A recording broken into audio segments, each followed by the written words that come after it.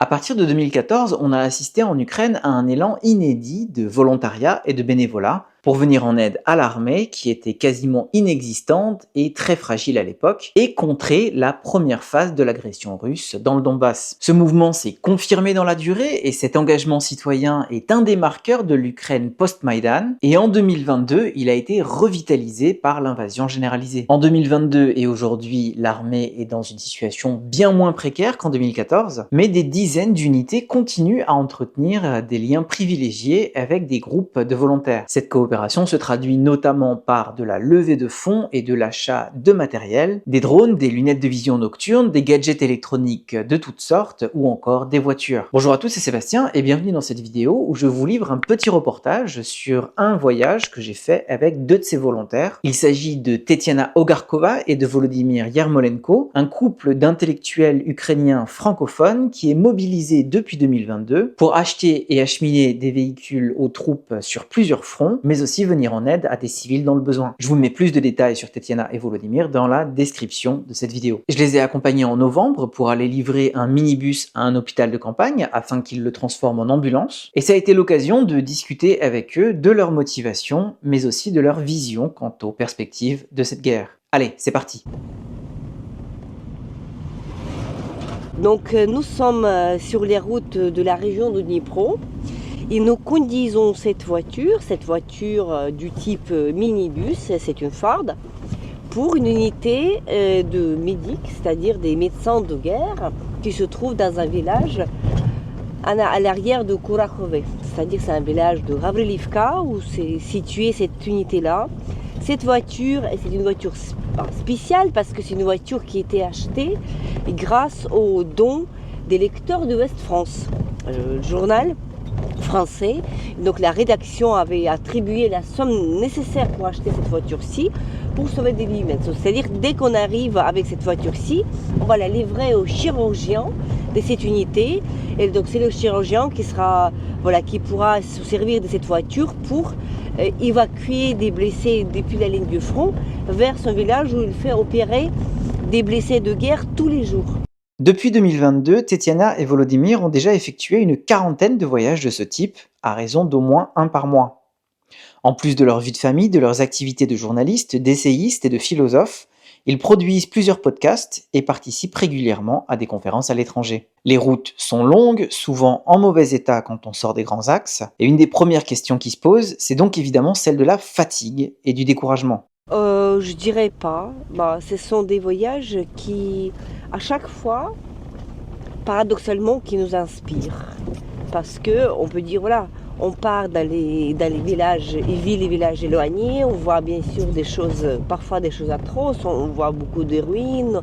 Quand on parle avec des locaux, par exemple avec des civils, souvent ce sont des gens avec des traumatismes, avec des traumatismes de guerre. Et si on parle avec des militaires, ce n'est plus rose parce que les militaires actuellement, dans cette période-là, il n'y a pas de bonnes nouvelles. Mais paradoxalement, quand on revient chez nous, on se dit tiens, on revient comme si avec un deuxième souffle. Et je me posais la question pourquoi c'est ainsi. Pourquoi c'est comme ça? Parce que ça devrait être le contraire. Parce qu'on voit des conditions difficiles, on voit la souffrance humaine, on voit les destructions, on voit que la Russie continue à avancer. Mais je me dis c'est la qualité des gens, qu'ils soient civils ou militaires, qui tiennent les positions, qui tiennent leur village, qui sont là malgré tout. C'est inspirant. Donc ça noue en fait des liens entre l'avant et l'arrière, entre le front et l'arrière. Voilà, il y a toujours cette leçon d'humanité que nous rencontrons. Sur la route, Volodymyr est au volant d'une autre camionnette afin de pouvoir revenir sur Kiev une fois le véhicule livré aux militaires. C'est très important pour les Ukrainiens de comprendre que ce n'est pas seulement la guerre de l'armée ukrainienne, ça doit être la guerre de toute la société et toute la société doit être engagée. Si tu n'es pas sur la ligne de front, tu dois faire tout ce que tu peux pour aider à l'armée.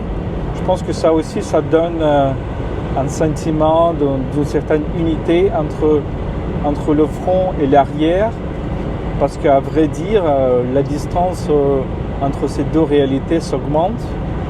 Et on peut dire maintenant que parfois c'est très difficile pour des gens, pour des civils de comprendre les militaires et à l'inverse. Donc je pense que on le fait pour aider à l'armée, mais quelque sorte pour aider à nous-mêmes, de sentir, à nous-mêmes, je veux dire des civils, pour sentir cette unité avec l'armée. Au terme d'un long trajet, le convoi de Tetiana et Volodymyr arrive à destination. Le transfert du véhicule s'opère rapidement. Donner les clés, signer l'acte de donation, prendre quelques photos, échanger quelques mots sur la situation et demander quels sont les besoins les plus pressants pour une prochaine livraison. Après quelques minutes, c'est déjà le chemin du retour et le moment de réfléchir aux nouvelles partagées par les militaires. Elles ne sont pas bonnes en ce moment, et si on les met dans la perspective des négociations de paix promises par Donald Trump, on se demande presque pourquoi Tetiana et Volodymyr continuent. Nous, on n'a pas d'autre choix. Quel choix on a? Parce que en Occident, en France, en Allemagne, il existe une illusion comme quoi on peut négocier avec la Russie, on peut former un accord avec la Russie. Je dis à mes amis en Europe ou en Amérique, essayez. Mais essayons de le faire. Essayez de le faire et vous allez voir que la Russie n'a pas d'intérêt à cela. La Russie a l'intérêt à s'élargir militairement. Et là, c'est très important de comprendre qu'il y a une grande différence par rapport à 2014. Parce qu'en 2014, la Russie a annexé le Crimée, a lancé la guerre à l'est de l'Ukraine. Mais elle a dit en Ukraine, voilà, ces territoires à l'est de l'Ukraine, ils sont autoproclamés, on ne reconnaît pas leur indépendance. Vous avez la chance d'avoir ces territoires en Ukraine, mais sous la condition que ce sont finalement des territoires qui ont gouverné par la Russie. C'est une sorte de proxy république, comme celle par exemple l'Iran a au sud de Liban, avec Hezbollah. C'est un peu ça, c'était le modèle. Bon, regagner ces territoires par les accords de Minsk, mais c'est nous qui vont avoir de l'influence sur l'Ukraine par ces territoires. Là maintenant, la situation est différente parce que la Russie a annexé 5 régions de l'Ukraine, Crimée et 4 oblasts. Et selon la logique russe, nous sommes maintenant avec toi entre Slaviansk et Kramatorsk. Selon la constitution russe, c'est la Russie. C'est le territoire russe. On peut aller à Kherson, selon la constitution russe, c'est le territoire russe. On peut aller à Zaporizhzhia, qui n'était jamais occupé par les Russes pendant 10 ans de la guerre. Les Russes, selon la constitution russe, c'est la ville russe. C'est-à-dire que les Russes disent c'est les Ukrainiens qui sont des occupants.